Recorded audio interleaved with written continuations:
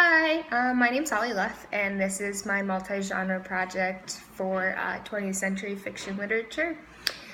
So the book that I chose was The Passing, and one of the reasons that I did pick this is because when I was reading it, I was picking up on different themes and different ideas, and my posts were in relation to others, but I took away something much differently than others, or at least those that I read anyways. I didn't have time to read all of them, so I apologize.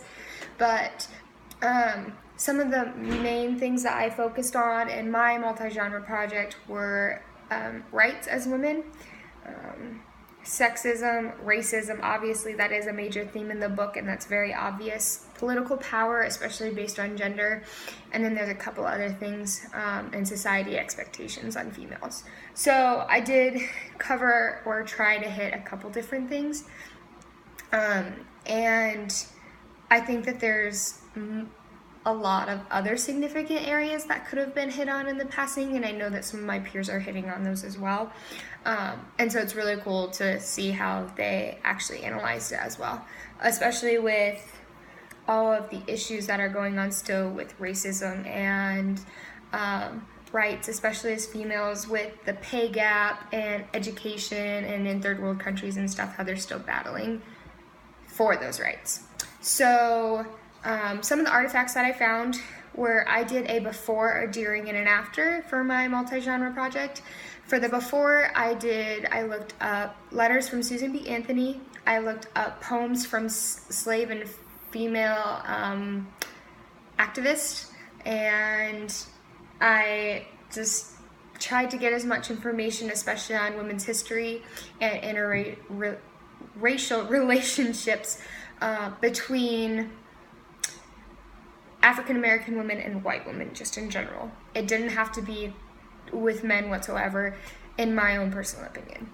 I wanted to analyze the relationship between the two women in the book and why one felt that it was socially acceptable to pass and the other one felt so strongly negative towards it.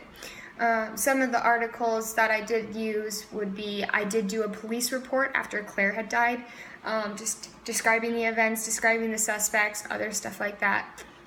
But some of the obstacles that I am coming to with this text would definitely be my own creativity, because I'm looking at how other people presented information in the past and in the present, and definitely for this book, considering when it was written, in the future.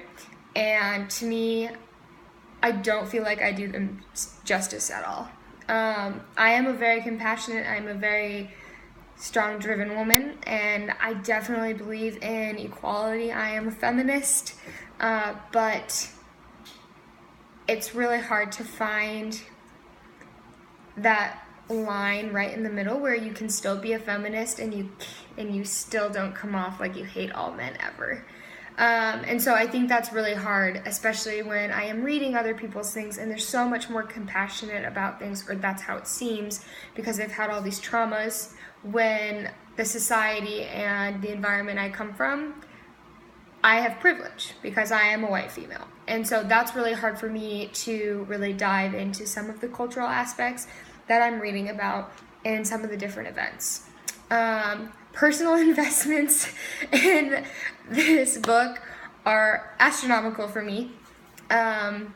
With the betrayal, the jealousy, the rights being denied, the woman doing what she wants because she wants to, I definitely connected with Claire more than anybody in that book. And a lot of people responded to a couple of my posts saying, Claire was such a bad mom, she doesn't want to be around with her kids.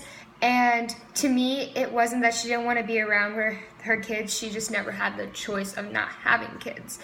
And looking at it now and analyzing my own life, I don't have to have kids. It is socially expected, especially in my family, but if I don't have kids, it's not the end of the world, nor do I lose political stance or rights in general. So it definitely made me think a lot more about how privileged I am, and even analyzing all of the artifacts thus far have definitely opened up my mind to what I could gain from looking at things from other people's perspectives. So, thank you for watching. Please let me know if you have any questions or comments. Bye!